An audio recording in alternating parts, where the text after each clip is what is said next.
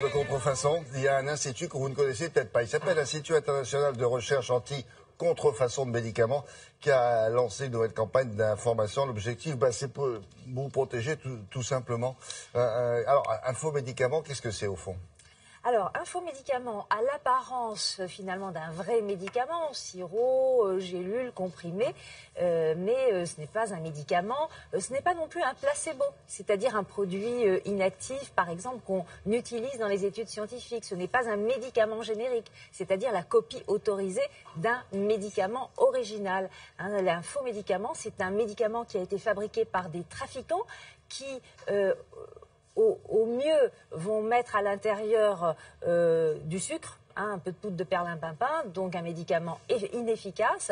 Au pire, ce faux médicament, ça va être un poison mortel parce qu'il peut parfois contenir des produits très toxiques. Entre les deux, on peut avoir des faux médicaments qui contiennent un peu de produits actifs, mais dans tous les cas, c'est un médicament qui ne soigne pas et qui peut être très dangereux pour les patients et donc qui trompe les patients.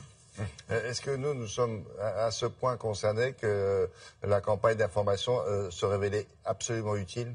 Alors, on est concerné pour au moins deux raisons. D'abord parce qu'il y a une enquête qui vient de paraître et qui nous dit que 4 Français sur 10 sont aujourd'hui prêts à acheter des médicaments sur Internet.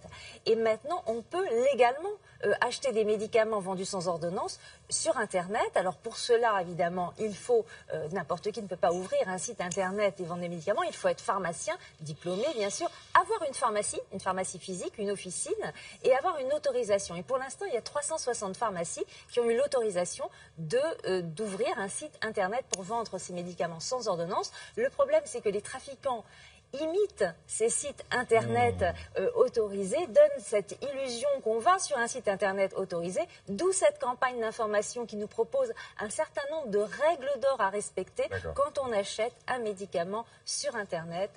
Quelles sont ces règles ? Réponse en images.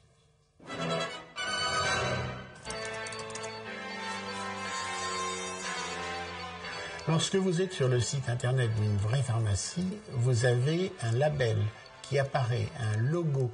Si vous cliquez sur ce logo, il vous renverra à la liste des pharmacies autorisées en France.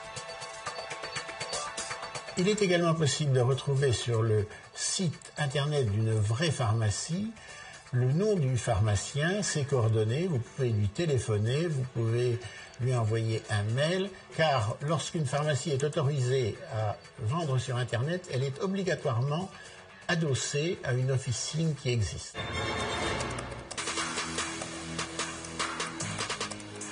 Il faut se méfier des prix exceptionnellement attractifs.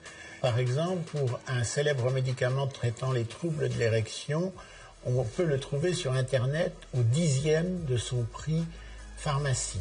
C'est évident qu'il s'agit d'un faux.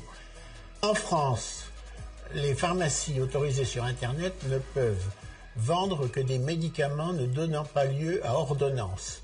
Lorsque vous trouvez donc un site qui vend des médicaments sur ordonnance, c'est qu'il vend des faux médicaments. Vous devez également faire attention sur l'enveloppe. Il faut vérifier qu'il y a un cachet de poste français. Cela doit venir de France. À l'intérieur, les médicaments doivent être dans leur boîte. Il doit y avoir également la notice d'emploi et elle doit être impérativement rédigée en français.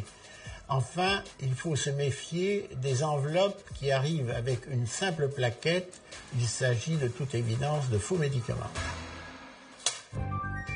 Il y a un grand nombre de médicaments qu'il ne faut pas acheter sur Internet, tels que les vaccins, les antibiotiques ou les anticancéreux, qui sont des médicaments sujets à ordonnance.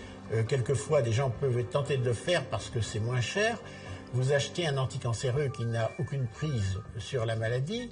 Vous achetez un vaccin qui en fait a voyagé dans des conditions qui ne sont absolument pas conformes, question température, et ce vaccin, lorsqu'il arrive entre vos mains, sera devenu un véritable poison. Ce trafic-là, il est en progression ou pas dans notre pays ? Il est en progression et pour une raison très simple, c'est que c'est un trafic juteux. C'est-à-dire que les trafiquants vont mettre la plupart du temps un produit inactif dans les médicaments, donc qui coûte rien. Vous mettez un petit peu de sucre, un peu d'eau, et vous le vendez au prix du vrai médicament, c'est-à-dire du principe actif qui coûte son prix. Et donc c'est pour ça que c'est un trafic qui intéresse énormément de trafiquants à travers le monde, parce qu'il est très rentable. Le site là.